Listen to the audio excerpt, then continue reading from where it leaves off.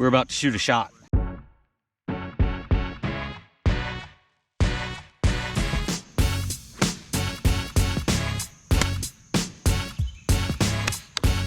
my God! You're alive!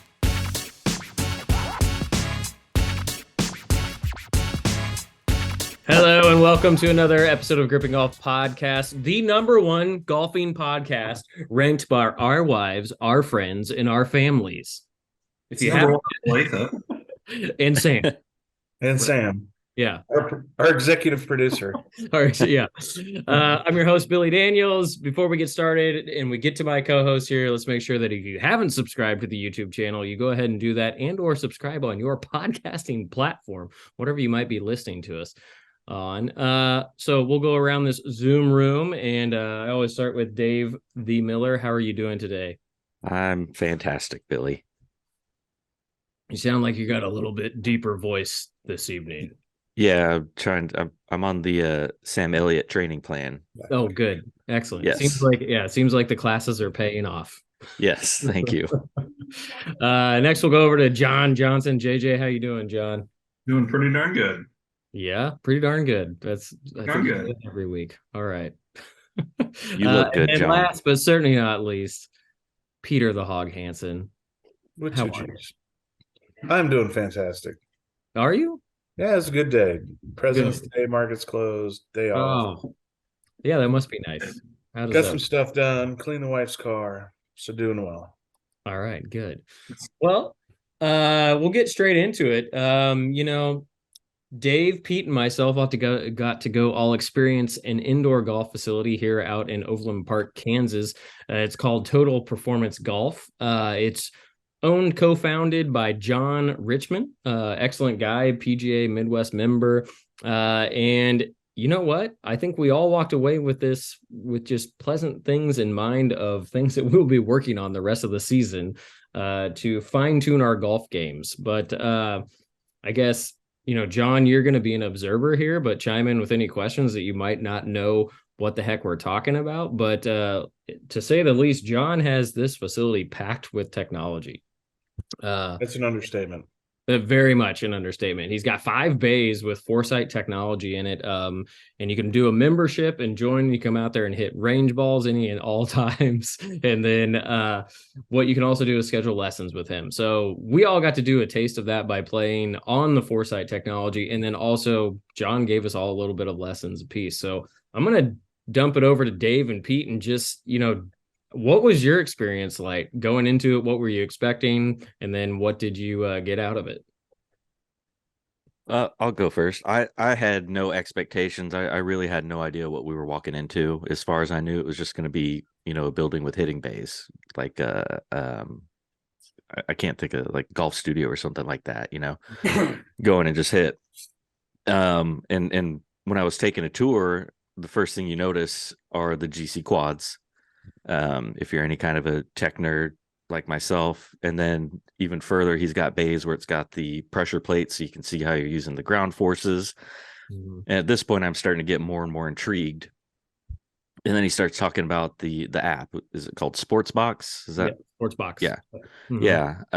And at that point, I'm realizing, okay, this guy might be what I'm looking for, because for the past several months, I've been saying to Billy, I just know for a fact that my swing is not an efficient swing. There's more yardage in there, and I'm just not using it properly. And by the end of that session, the results proved what I knew, but didn't know how to get after. And I mean, it literally took him 20 minutes to show me, hey, this is what you're doing wrong. This is what you need to do. And the results were instantaneous. So, I walked out of there flying high as a kite on cloud 9, because it was literally the thing I've been looking for these last several months, club fittings aside and all that stuff. And I'm not saying I'm going to walk out of there hitting 350-yard drives. I'm still fat and out of shape. So there's that component as well. But he's at least given me the start where I can work on something. And I'll just give an example. I walked in there, I was hitting my 7-iron, and granted, it was not my gamer 7-iron, but the ball speed were consistently mid to upper 90s, just with my usual swing. 20 minutes with him, and my very last swing, dead ass tired, sweat dripping from my hat from working at it for 30, 45 minutes. My last swing of the day, ball speed was 112 miles an hour. So I gained That's huge. on average probably 10 miles an hour of ball speed. Yeah. Just from working with him for 20 minutes. Pete, I don't know what your experience was, but like I said, I walked out of there and I must have texted Billy 5 or 6 times. Like, I cannot believe what just happened. Right. Yeah. I walked in there with, no agenda, no expectations of what it was. And just honestly found pleasantly surprised by one, really just how it kind of pulls you in so Billy worked with John first, then Dave. And while they were doing that, I was just over there playing holes on their, Playing Prairie Dunes. Yeah, Right. I was playing Prairie Dunes. I think I played 7 holes. What'd you shoot? And it was nice. Like, that is something that I think in the winter is something we probably need to do way more frequently, whether it be some type of league or just signing up so that we can get in there. I mean, heck, once a week, because there's times in the winter we all know that I didn't touch a club for 6 weeks. Right. And so to go in there and do that, and then so that was fun, but at the same time, it was really nice to hit those shots and then get immediate feedback of what my club head speed was, and what the ball speed was, and what the side spin. Like, we see RPMs all the time, especially when we've gone through some fittings, but like, it's telling you your side spin. And that was, I think, one of the most surprising things for us. No, I don't hit the ball very far overall, but overall my side spin's really good. Like, I have to hit a really bad shot to get bad side spin. But I think, Dave, the first couple that I saw you swing with him, you were like 1,300 side spin, and your RPMs I think it was a 7-iron. I don't know. I want to say it was like 6,800. So there's a lot of stuff to like take in on each one, and it took me a while to digest everything that was going on. But like, the more you kind of played with it and went through it, like, oh, okay, now I'm learning way more about my golf swing than I ever thought that I would learn on a Sunday morning. Right. Yeah. And just about how your body functions. Mm-hmm. Like, so one of the things that's consistent in my life is, whether it's like dentist appointments or with golf professionals, I usually hear the term, "I've never seen that before." Yeah. Not always a good thing, right? But in my head, excuse me, I was always thinking, I'm not getting my hips out of the way of my swing enough. I'm not generating enough turn to get through the ball. What he told me after recording one swing was, dude, you move your hips just fine. It's your chest is closed at impact. Yep.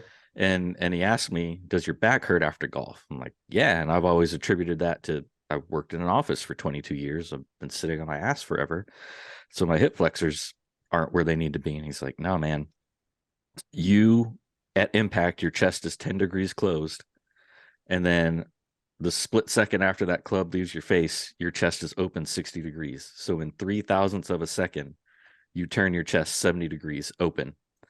I have never seen anything like that in my life. I'm like, so are you flipping the club through? Is essentially what oh you're yeah, saying? Okay.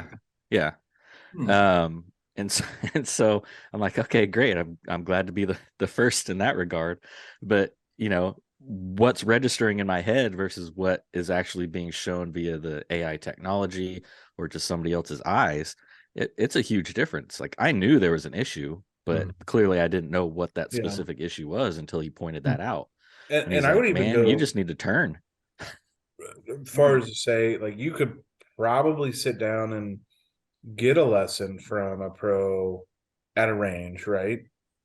But what John had there was the sports bot was the app. Sports box. Sports box. He watched Dave hit I don't know what, 6 shots probably. Mm-hmm. And the whole time he's recording Dave on his phone, and he's not saying anything. He's just letting Dave hit. And then finally, that he did start that conversation. Like, let me ask you, does your back hurt after golf? And Dave's like, yeah. He's like, okay. And then not only did he tell him what he's doing, he can pull it up and show him. Yeah. Mm-hmm. You know, look right here. I will show you where you're closed 10 degrees, and a split second later, you're open 60 degrees. Mm-hmm. And we're so gonna have. then, Oh, sorry, Pete. Go ahead. I was just going to say, and then he's like, okay, here are the 2 things that I want you to work on in the next 10 swings. And that's where you saw Dave go from 98 or 100 mile an hour, you know, up to 112. It was pretty. It was impressive.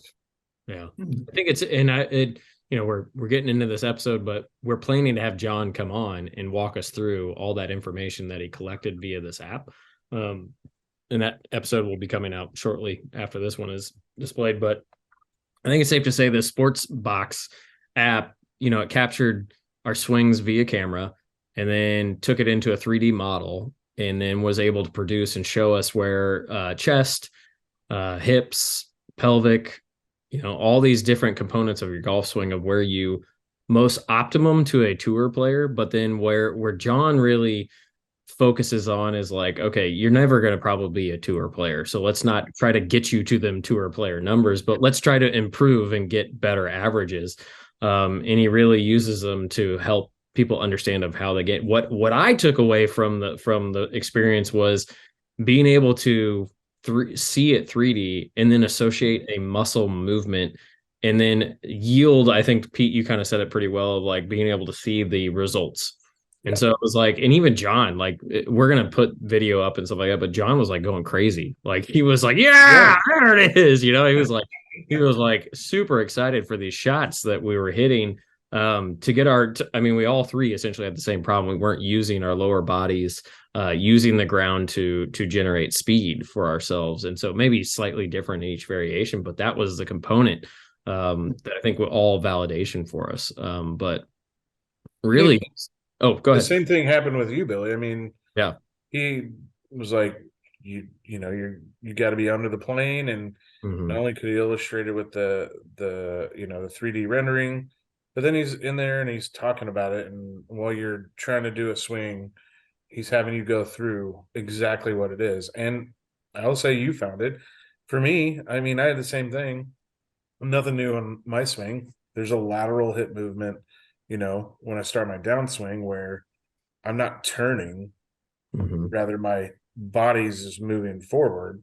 And so, what he's saying is, hey, I always think, keep my head behind the ball and watch that club come through. He's like, yeah, I kind of see that, but you need to think about your shirt buttons getting down through the ball. And that's what's turning, your body through, where you can still laterally move and keep your eyes behind the ball. You're not going to be able to do that if your shirt buttons are going down through and coming and turning. Like, oh, okay, that makes a lot more sense. And, I didn't gain the 12 miles an hour that Dave did, but like I probably gained gains though. 4 or 5, and the ball was fine. Both higher and straighter. Yeah, the height is going to be huge for you, Pete. And I've already declared 2023 league champions. That's true. Well, John, you got to find a partner. Yeah. So here's what I appreciated the most, other than finding what I feel like is the ticket to my golf game growth here. I'm a 44-year-old dude, right? I don't need somebody being kind to me or beating around the bush. If you got feedback for me, give it to me. And that's exactly what he did.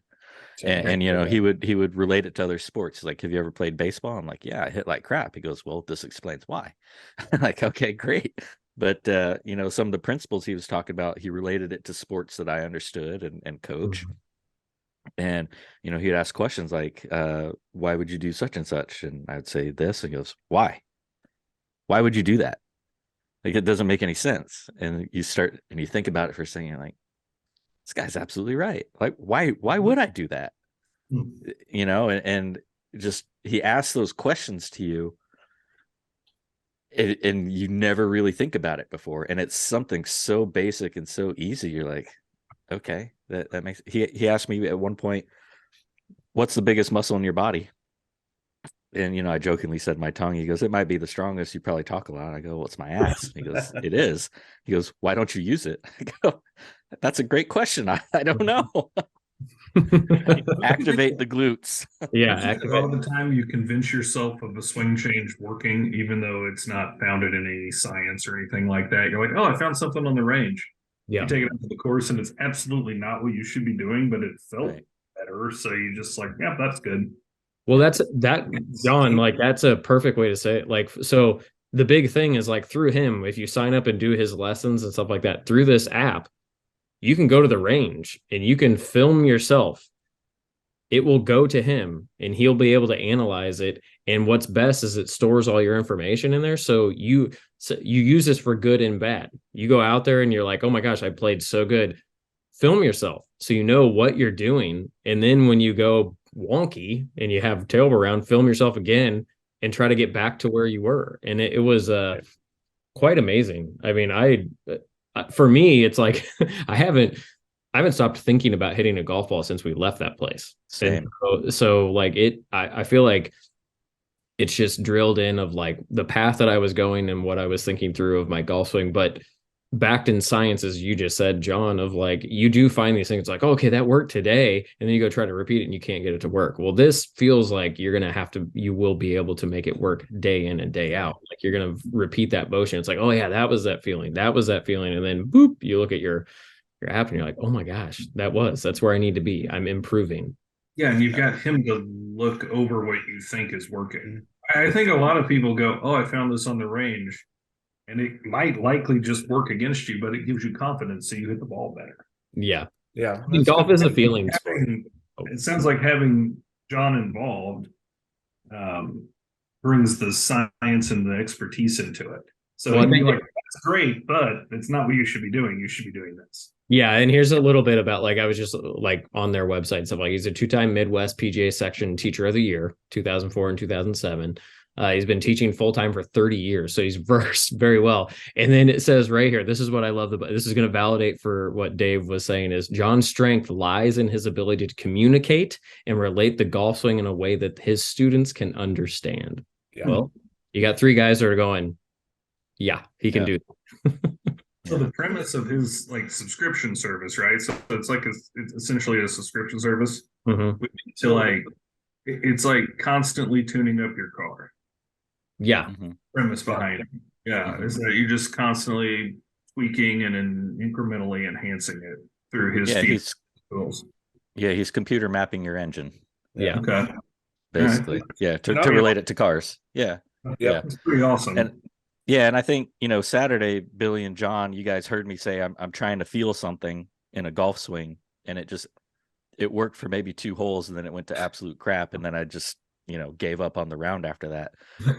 That speaks to John's point exactly. Like, right, I can go online, I can read every article Golf Digest has published since 1990 on to try to find the one magic thing to, well, I want to hit my irons higher, I want to hit my driver further, and do all these things.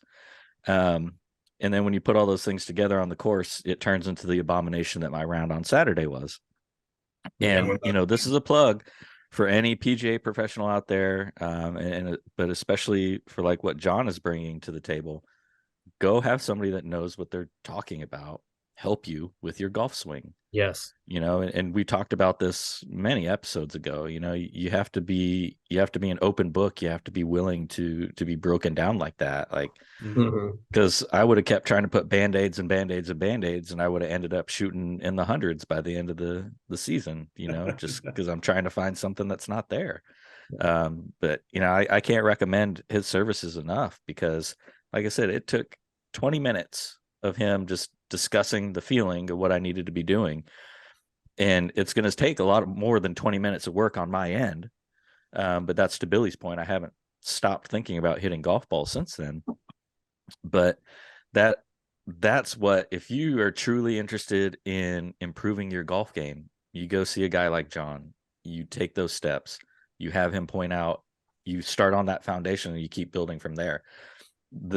the golf world is in your hands at that point if Mhm. you commit to it and keep working at it. Yeah. He mentioned this, and this is what I found myself thinking about. Like, you can go to the range and you can hit some shots, but in reality, like, you're not always 100% sure how far those balls are going, even if you maybe use a rangefinder and hit it to certain pins, right? I found myself, I can see it in the future where it doesn't have to be winter. I would find myself gravitating to, hey, I'm not going to go to the range. I'm going to go hit a bucket of balls there and use those tools that they have. Maybe not even the swing Right. performance, but like just look and make sure that my spins are where they want to be, and give me a true accurate understanding of how far I'm flying a ball. Mhm. Now, one thing we didn't mention about some of the technology has, like, when you go out and play one of the courses on the that there were 50 courses he had downloaded, you can add wind.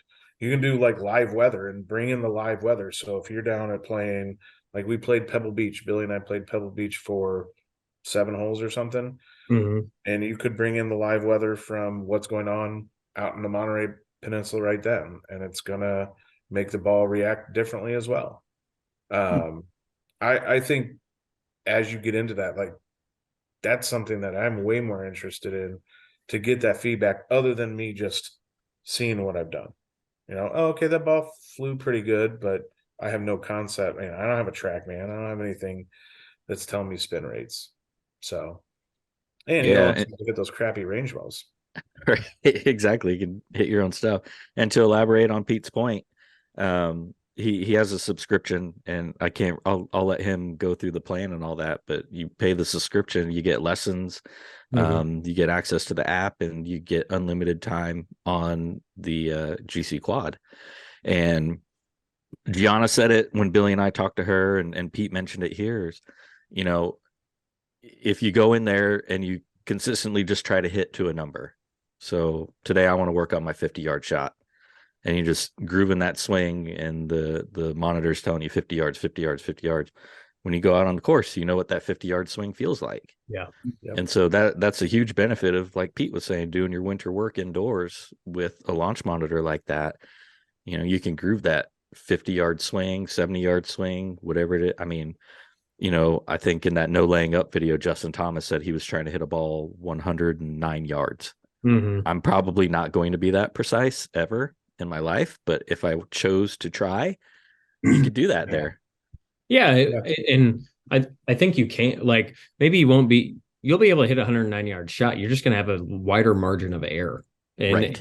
and I think that's just sorry. Yeah, wide. like your biggest muscle in your body. Yes.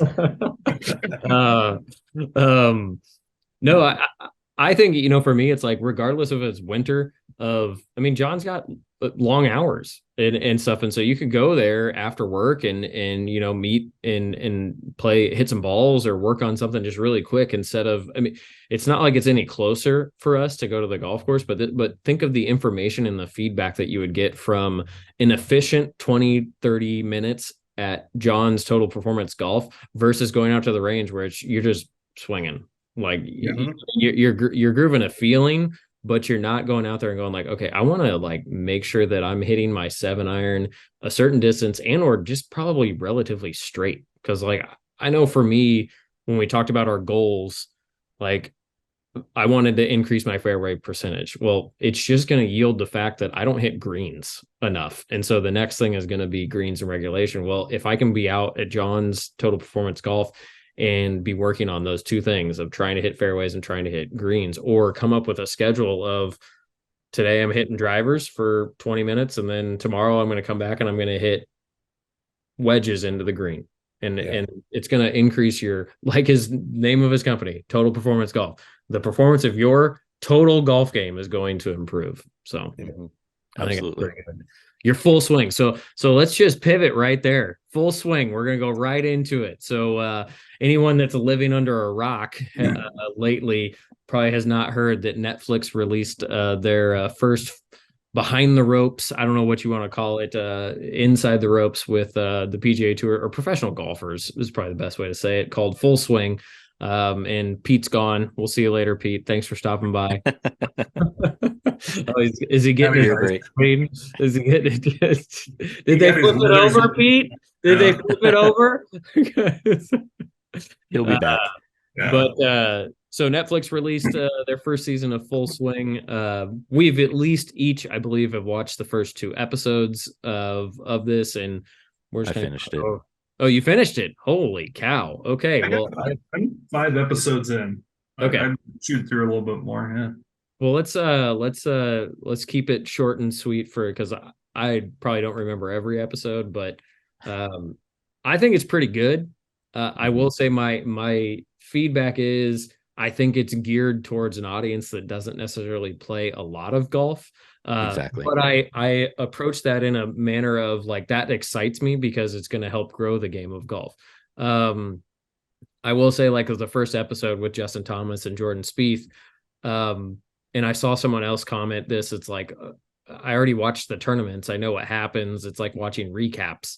And I agree with that.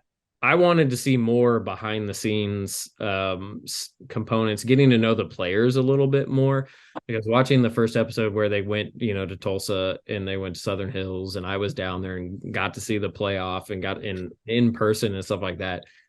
It kind of, I was just going like, oh, okay, it was great. Yeah.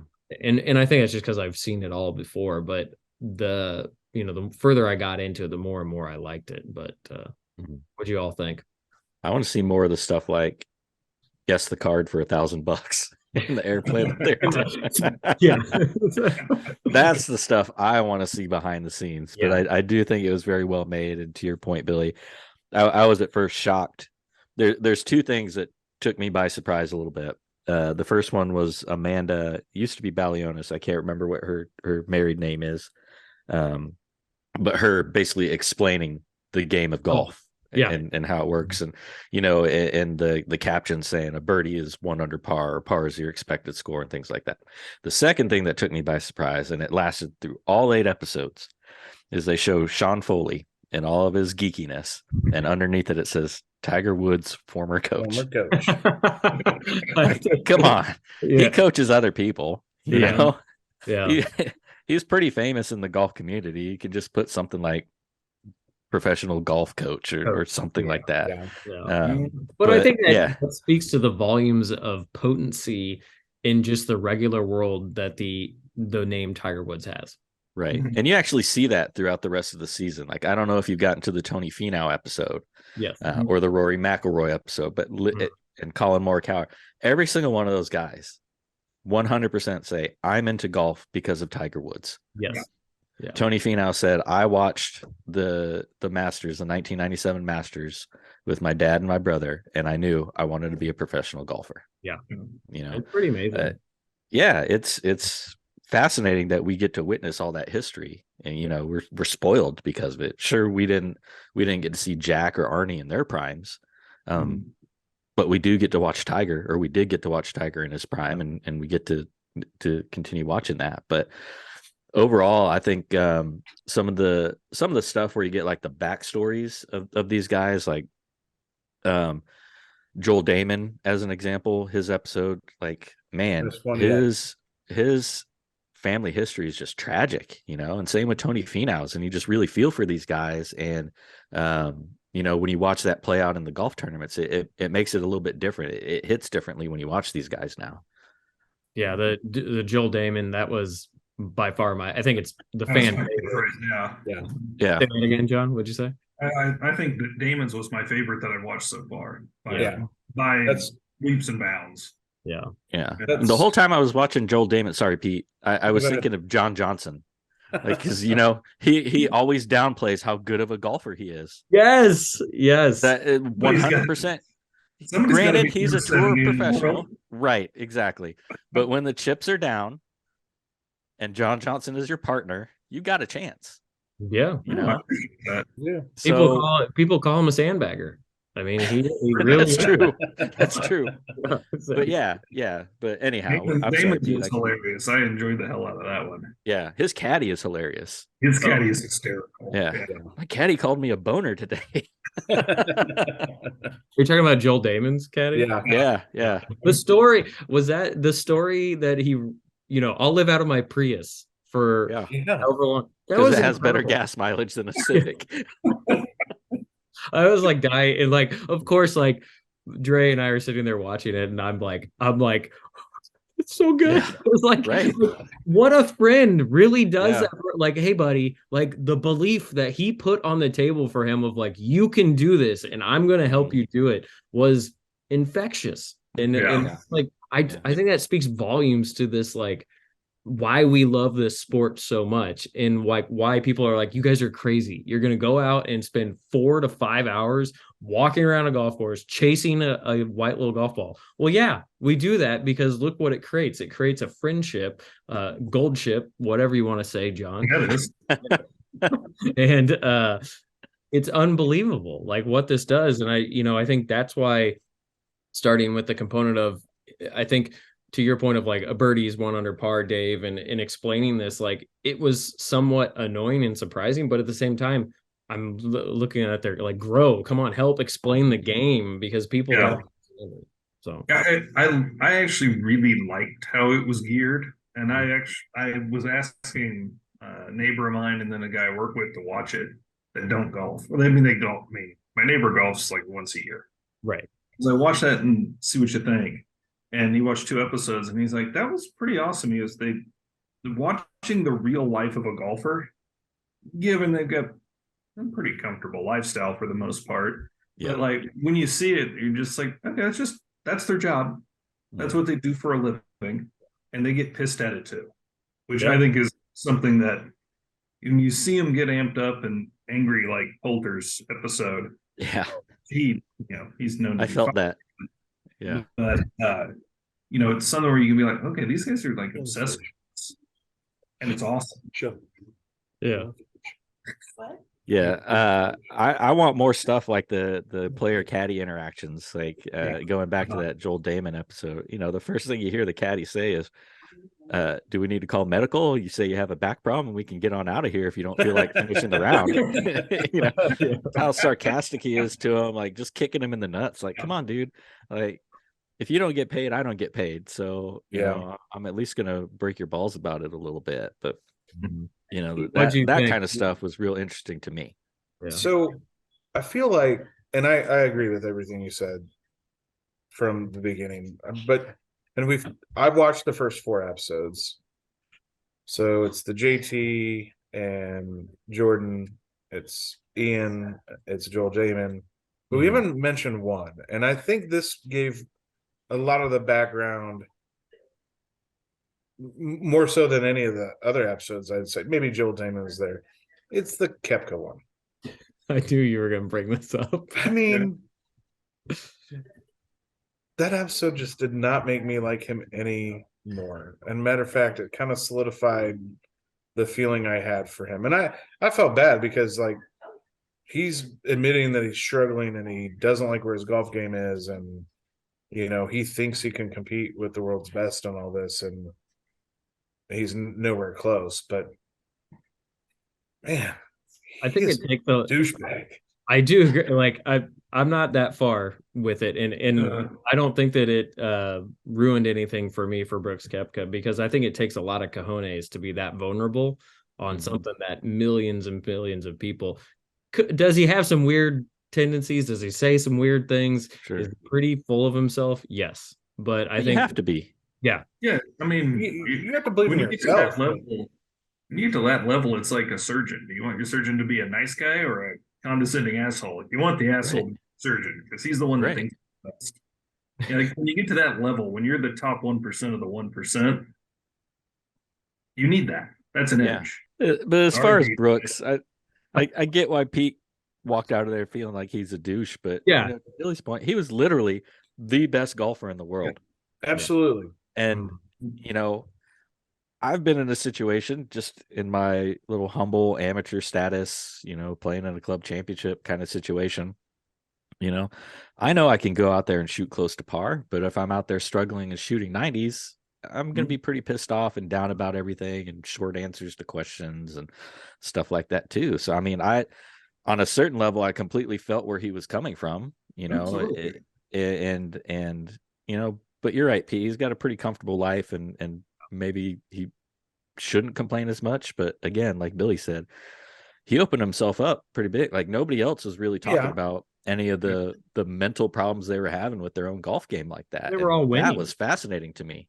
Yeah, they were all winning. Well, I it's think like, it's hard for Pete to relate because he was at the bottom, when he won the club covers, and he's Dead He's last. skyrocketing. he's coming up, and so it's hard for him to Where did you understand. guys finish in league last year, Billy? Behind you, Just asking. but no, I mean, I can understand why it's hard for you to relate to that, Pete. You're up and he's down, and you don't want anything to drag you down right now. I'll say this: it's interesting. He does that interview, and I know timing is relevant there, right? They did that spring probably of last year, and I mean, you can tell he has a passion, and that's what his goal is, to be the best golfer in his mind, probably of all time. I think that's a fair statement. Yeah. well, I mean, But then it those goes to four the- majors, that four majors that he won. I mean, what was it? Back-to-back U.S. Opens, back-to-back PGA Championships. Yeah, I don't think it's ever been done. Or, I mean, back-to-back U.S. Opens. The only other person before him was Curtis Strange in 87, 88. Like, that does not happen. Right. It's crazy. well, and also Poulter opened up quite a bit about where he stood with the game. Yeah. And I think it's I'd say a little bit more elegantly put in his way, but he knew he's aging out. Yeah, he's Yeah. 47. I mean, he's Yeah, my And, age. and that's exactly what he said. Yeah. Yeah, and I thought it was interesting to listen to his perspective on why he did what he did, why he moved to live and all that stuff. And I'm like, Yeah. I mean, he's on a private jet putting with his kids, and he's like, I got to provide for my children. Like, well, okay. But I think that's a get- good point though, because I I get- think, but I think what I feel like the difference between, if you like Koepka, the way he acted versus like Poulter, is Poulter has the perspective of the fact that he is providing for his family. That's how they're living. And this is going to sound horrible, but I feel like Koepka's still in that selfish phase of like, this is all about me, and doesn't have family. I mean, he's married, but I think there's a little bit difference there of like, Yeah. I mean, and Koepka alluded to the fact that, and maybe DJ to the other point on his episode, they want their grandkids to be well off as well.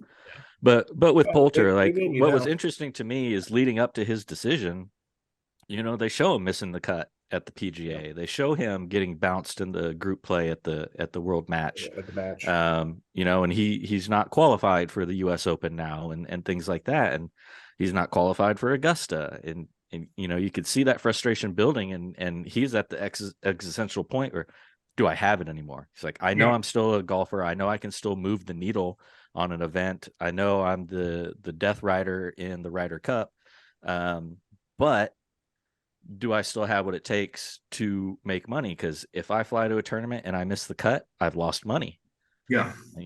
There's still people that need to get paid, and I'm letting my family down. I'm letting my sponsors down. So for him, I get why he made the decision. And, I would put Poulter's episode as my second favorite so far. I thought it was the most compelling, where you get to see a different stage for a professional athlete. And where they're at a juncture in their life where, when you're watching a tournament, you're like, okay, Poulter's in 47th, whatever. And you don't think about it. Yeah, I don't ever think about what's going through their heads. Yeah. So it's nice to hear what's going through their heads, because then kind of, I think it's a good argument that can be had for the decisions that were made on where they play golf. Westwood, Oosthuizen, all those guys are in the same spot. It makes a lot of sense. So I got two questions on that. One is, I don't think Koepka's in that spot, and I think No, I'm not saying it is. I think it's an interesting thing that he made that jump, if he's measuring his success on the number of majors that he's had. Because I think it's pretty clear right now, like if you have enough world ranking points, you're going to get into some of those majors. But I don't see a clear path for Live Golf being able to earn world golf ranking points. And so at some point in the near future, 2024, these guys are not going to be able to play. The one question I have about Poulter is I think he made that. I agree with his why he moved. Like that was a monetary thing. I mean, you hit 45. There are not a lot of professional PGA players 45 on a tour. There's just not. You got to wait till you're 50 and you make the champions. And then that can be really lucrative. Yeah, so but then you got to well, yeah, I can understand why he did it, but I mean, let's be honest. Like 5-time Ryder Cup participant, does he have the best record in Europe? I think so. He's undefeated in singles. Undefeated, yeah. Like he was clearly going to be a captain, and I don't see a way that they are ever going to be participating in any manner with the Ryder Cup unless something groundbreaking happens between the European Tour and Live. Well, even if that lawsuit goes through, even if that lawsuit goes through and Live wins, the European Tour is still not going to select those players for the Ryder Cup or the captaincy. I mean, that was a huge thing, and he kind of touches on it at the end there. He just is like, well, I really hope I still can be a part of that, and I don't think it's ever going to happen, and it's unfortunate. Probably not. Yeah, but and going back to your question about Brooks, I think what they didn't hammer as much on in his episode about why he took the money, or the additional episodes where they come back to it, is he's got a lot of doubts about whether or not he's going to get it back. And based on those doubts on whether or not he's going to get it back, in his frame of mind at that moment, he had to take the sure thing. How much did he get paid? And I get that. It was a lot. Over 100 million, wasn't it? I think it was around that amount. Yeah. I don't think it was DJ money, and I don't think it was Phil money, but I think it was a substantial sum of cash. Yeah. But I'm really looking forward to you guys seeing the Tony Finau episode, because it talks about, his struggles with 10 runner-up finishes. His wife had just recently lost her father. So he started traveling with his entire family, and her struggle is whether or not it was affecting his performance out on the tour with all them being there. He's got a big family. Yeah, I was gonna say he has like 7 kids, doesn't he? Yeah, there's quite a few kids, and we saw the whole family at Augusta when we were there for the par 3. But she was really concerned about that, and he's got questions about if he's doing the right thing, and you really see that struggle with him, because from where he came from to where he is now, and what he knows his golf ability is, to the performance not reflecting that. It's really kind of interesting. And then one of the funniest things on his episode is his final round with Tiger at Augusta in 2019. He said it was hole number 7 before I even had a chance to say hi to him. And I said, "Hey Tiger, how's the kids?" And he says, "Fine," and picks up his pace and starts walking further. He goes, "Okay, I guess I'm not saying anything else to him today. He's locked in." He's at work. Right. And then to him, he's like, do I need to get to that point with my game as well? That he took that as a learning opportunity on top of that. So it's really cool to see that. It was really cool to see, and almost frustrating to a point, to see Matt Fitzpatrick log every single shot. And then he's on the range talking to his brother, and his brother's like, "You even log your shots on the range?" He goes, "Yeah." Like, you idiot, why wouldn't I? And it's like, wow, that insight is incredible. That maybe that was his 2022 goal. Start tracking stats. Oh, yeah. I didn't see a garment on his wrist though. Yeah. Yeah. I saw it in the trailer because I haven't gotten there yet. But he's logged every shot since he's been 14. Yeah. Literally every shot that he's hit on the driving range, on the golf course. I think he logged that shank we saw. I'm sure he did. 13. Yeah. I'm sure he did. That's under the Yeah. VCR column. Uh-huh. If he's listening to this, I apologize, Matt. Yeah, it's under the don't do this shot again in Yeah. front of It almost people. hit that guy over there. We've isolated Matt Fitzpatrick and Justin Johnson from coming on Yeah. here. I think there goes 2 subscribers right Wow. there. Yeah, Dang it. exactly. One of these days, Oh. they're going to call. They're going to call, I promise. They'll come groveling back. Yeah. Well, let's I mean, if you haven't checked out the Netflix, go check it Do out. it. Full Swing. It's worth it. It's really Do good. it. Whether you're a Yeah, golfer it's or really not a very good. golfer. 'Cause Do you think they're going to do another one? Another? I would think so. They could said put they were- one together just based on the footage they had to cut. Yeah, They could probably do 10 seasons based off of that. Yeah, 'cause, I mean, there's other golfers out there I'd like to see them highlight too. Absolutely. Yeah, they said they were doing it similar to the Formula One Okay, cool. series they did, but Because they're on their 5th season of that. how many seasons they have on that? I think this is the 5th. Just Oh, released. okay. Yeah, so hopefully. Yeah. Well, let's get into this last week was the Genesis Invitational at Riviera Country Club in Palisades, California. And I think the biggest headline in that was that Tiger Woods was back. And that was pretty incredible to see him walk. Noticeable change in his gait that we've seen before, but pretty impressive to make the cut. Well, I know. I was Never a doubt. never a doubt. Yeah. It's like Billy betting on the Wildcats men's basketball team in 2021. Yeah, never a doubt. Tiger's a hard one to bet against. Yeah, for sure. Yeah. What he finished 1 under? I think he finished 1 under. Is that what he for the tournament? 45th place or something like that. So 45th. Not Yeah. bad. Respectable.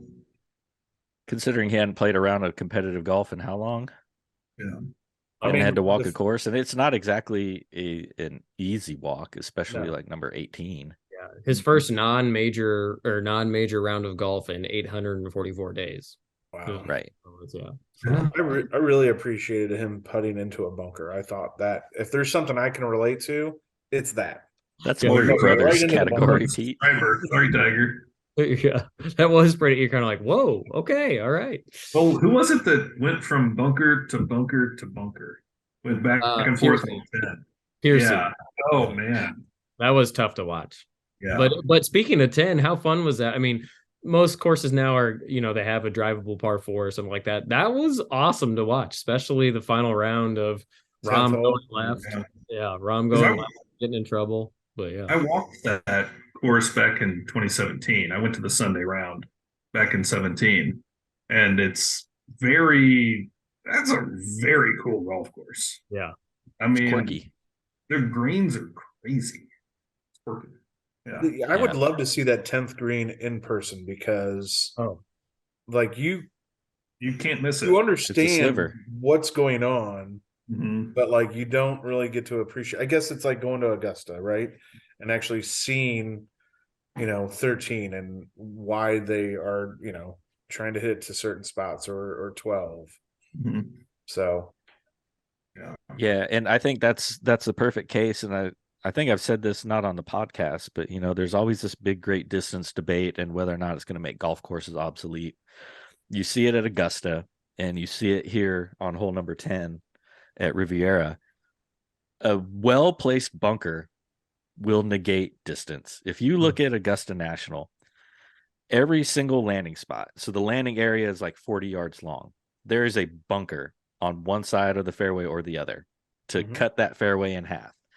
You place a well-placed bunker on the golf course and you negate anybody's distance. Mm-hmm. It makes a huge difference. And hole number 10, drivable par 4, if you really want to go for it, you know what? You run the risk of putting it in that bunker, and it's not a comfortable bunker shot. Yeah. It's not a comfortable shot if you miss left either. So it gives you options. It sometimes takes driver out of people's hands. Driver, I think, and TJ would probably agree with this, is still the best percentage option because you're getting it as close to the flag as you can. Yeah. But it makes you second guess it. And that's what I love about the quirkiness of that hole. It was a great hole. I mean, just really, and that was a 2-shot swing for Rahm and Homa coming down the stretch. I mean, ultimately Rahm ended up ramenating, as we would say. He's got a strong ass. It is very clearly the biggest muscle in his body. Yes. Yeah. He's the opposite of Pete. So true. The inverse. Yeah. I bet he doesn't have any gray in his beard either. Like he's not going to be Santa this Christmas. But I think what's really cool is that in 2028, when the Olympics come to the United States or whatnot, that's the host course. So 2028. Well, it helped the U.S. Amateur. What? Yeah. Was it the Amateur or Publics? 2017. No, it was a U.S. Amateur. So it's hosted the U.S. Open in 1948, the PGA Championship in 83 and 95, and then the U.S. Senior Open in 1998, and then lastly and most recently the 2017 U.S. Amateur. But then the Olympics are coming there. So I mean, again, what Dave was just saying about number 10, like it could change the final round of the Olympics. So I'm excited about that. I wish it wasn't until 2028 that we had to wait for that. So, 5 years, Billy. I know. We'll still get the Genesis for the time being, right? Yeah, the Genesis host of Genesis is great. I mean, what a great I don't know. For me, like I know a lot of people were saying, gosh darn it, Tiger's back. It's gonna change the TV coverage. It was great to watch. Like it was, I know it was a great field. Yeah, it was a great field. It was a great field. There was I think that Phil and DJ were the two big names when I went. Those were the two names. Yeah. It was really like I followed Luke Donald for 3 holes. So yeah. Well, that was before Tiger started hosting it, right, John? Yeah. I think you add Tiger's name to it and people show up. Yeah. Because they're having that issue right now with the Pebble Beach, the Pro-Am. Like nobody plays it except for Jordan Spieth because he's obligated due to a sponsor's contract. And everybody is going to the, what do they call it, the premier event, or what is the PGA Tour calling those things where you're basically required to show up. So they're doing that the week after at the Waste Management. Tiger's name is attached to the Genesis. So if you want the bigger TV coverage, your first bet is Tiger and your second bet is a very strong field like at the Waste Management. Yep. What do we have this week? What's it's the Honda?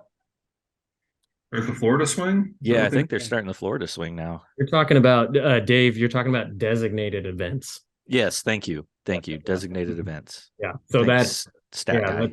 Yeah, no problem. I've got this device in front of me that allows me to look up anything at any, but it's called Google. Yeah. But yeah, so it's Century Tournament of Champions, the Waste Management Phoenix Open, Genesis Invitational, and next it's the Arnold Palmer Invitational. Then it's the Players, WGC Dell Technologies Match Play, and then, Which, this is the last year for that. I think In Austin. Yeah, in Austin. Oh, really? Oh, I think they're getting rid of the match. They're talking about, so Austin Country Club wanted a ton of money to renew. This is what I've read. I don't know this all for facts. What the PGA Tour said is they're looking into other options. So it's not dead yet, but it's for sure dead at Austin Country Club. That's a fun. That's one tournament I like watching. Yeah, drivable par 4. It's a quirky little course. I liked it. That's awesome. For the britches, I see. Yeah, just the format, because you don't often get to see professional golfers. You get to see them once every year at the President's Cup, and then the opposite year at the Ryder Cup. But it's just a fun format to me. Yeah. And, I missed the event they used to do in Colorado with the Stableford scoring, just because it was so different. Castle Rock, was that what that was? I think so. Yeah, if you want to grow the game, you put these professionals in games similar to what amateurs play, and it makes it interesting for people. So bring back events like that. So Miller, your job now is to write a letter officially from Sycamore Ridge to get Sycamore to host it. I will. There we go. Yeah. Spring Hill, Kansas. Podcast. This It's a lot more work for me. Yeah, we'll live stream it. Yeah. There we go. Oh, there's our producer cutting in. So we're gonna have to end the show. So if you have not subscribed to the podcast on YouTube or any podcasting platform, please do so. Follow us on Facebook, Instagram, or Twitter. And then Sam, send us off. Come on, man! Stood behind my computer the whole time. See See you next time. That's awesome. All right, there it was, folks.